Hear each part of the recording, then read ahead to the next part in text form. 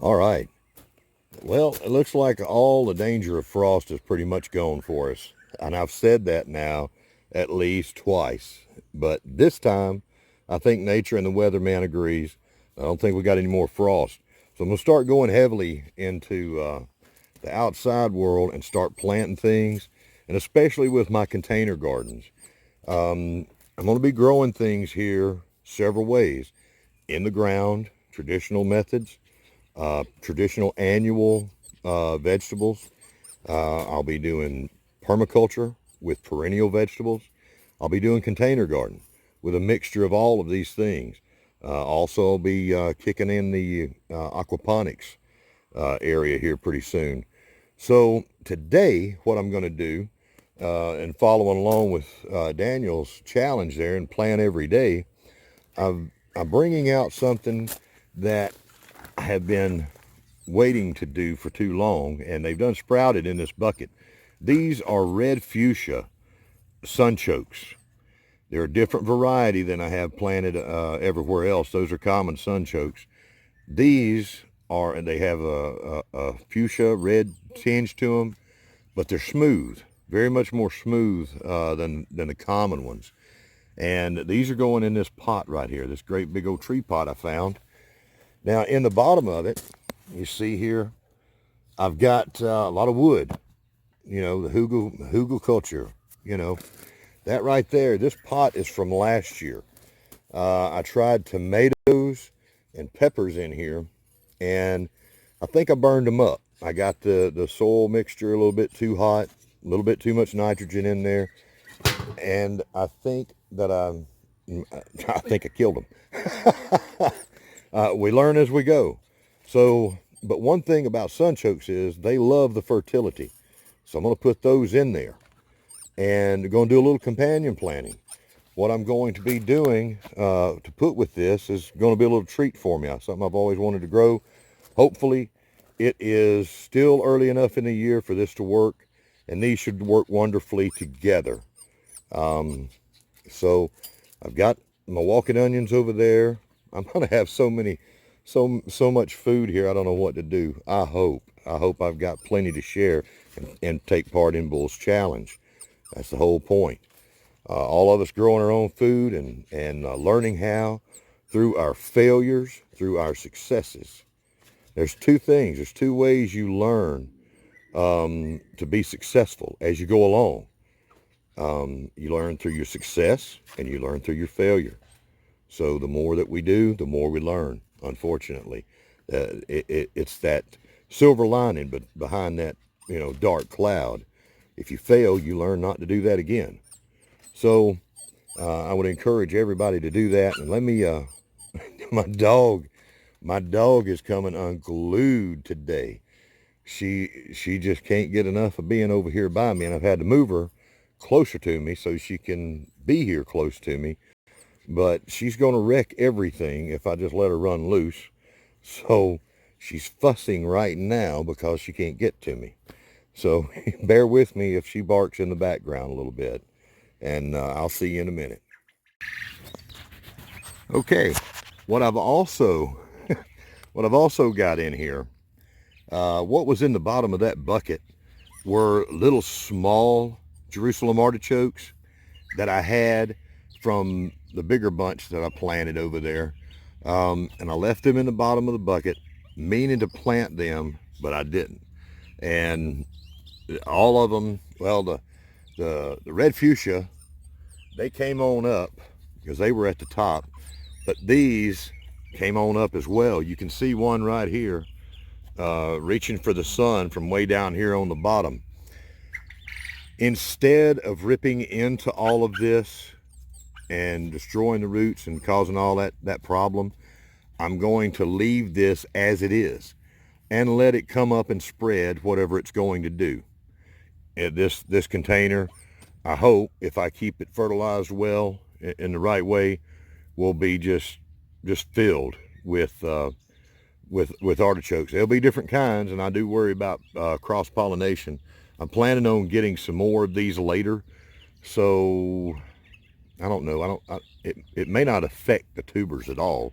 It would just affect the seeds. That's right. So cross-pollination should not be a worry with these, and it'll just be full of tubers. At least we hope. Hold your breath. It'll be a few months. And here is a little look under the soil, something we don't normally get to see. But since it was in this bucket, you can see this red fuchsia sunchoke has already sprouted little ones down here and started storing food in the tubers. And you can see the pretty color of that.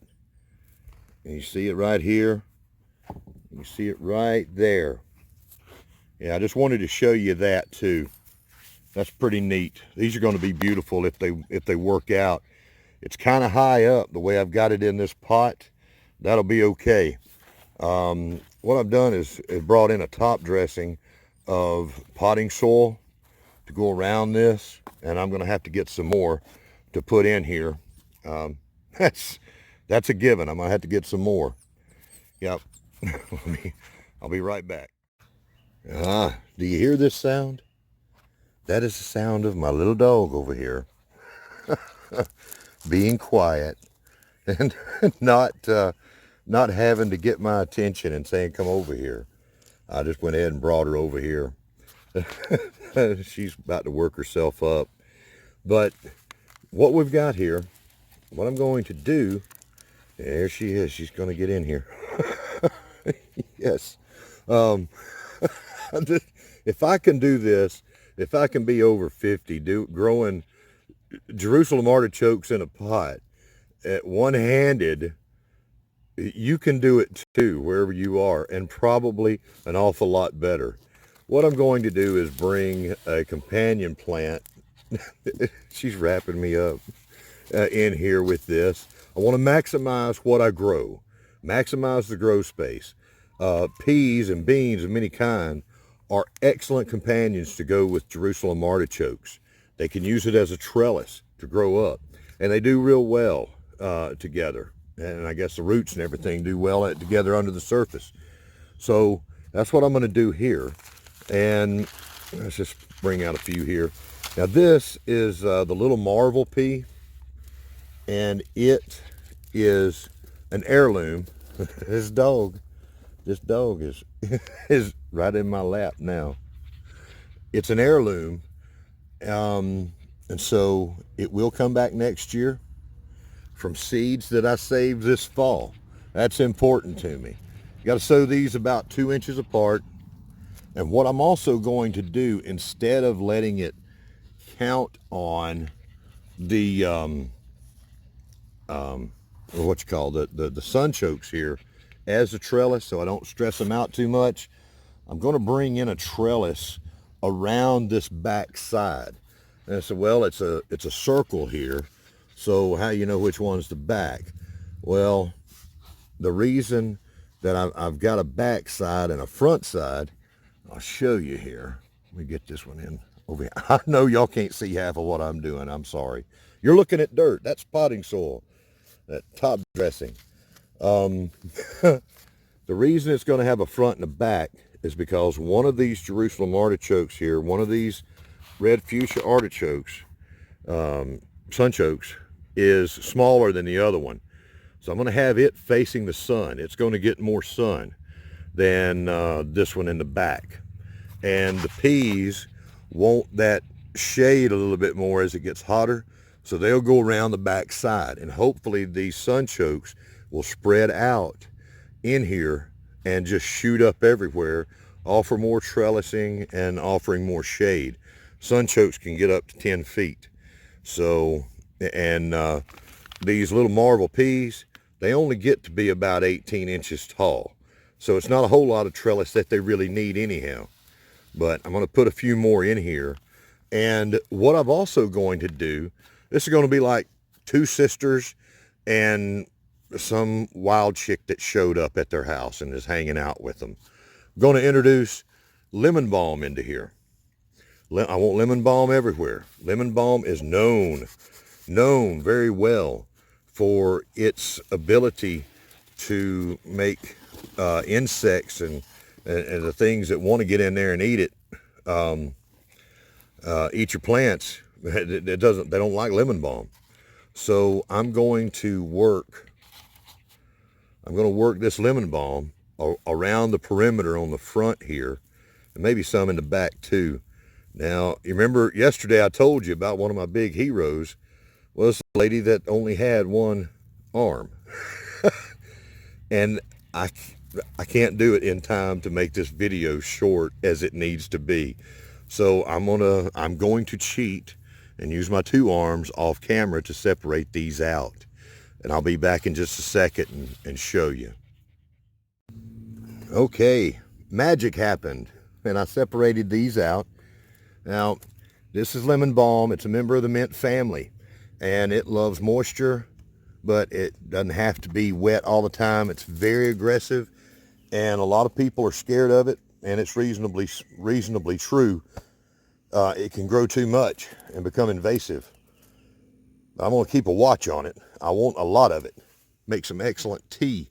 Now, you can also propagate lemon balm in other ways. These were from cuttings, and what I'm doing right now, just laying this down over here, laying it down. I'll leave that one standing.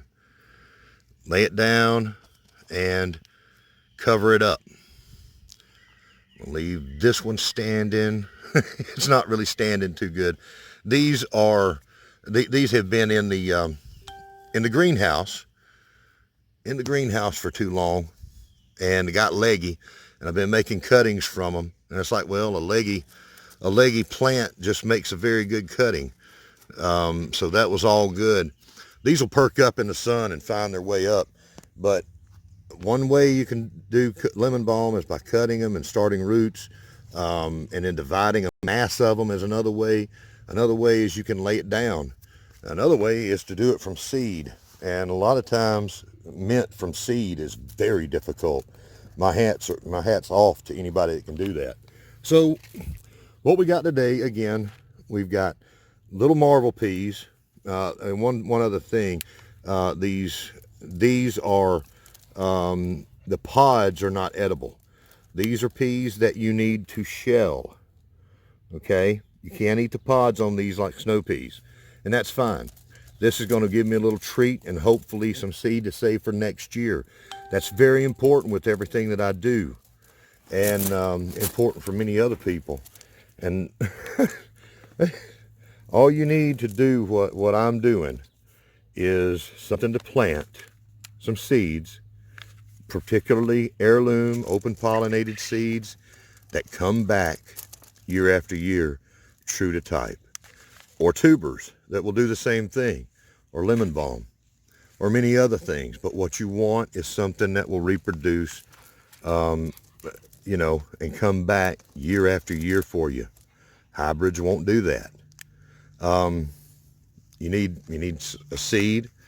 You need some kind of soil. It doesn't have to be potting soil. This is just a top dressing to keep down on the weeds. You need a little water, a little bit of water.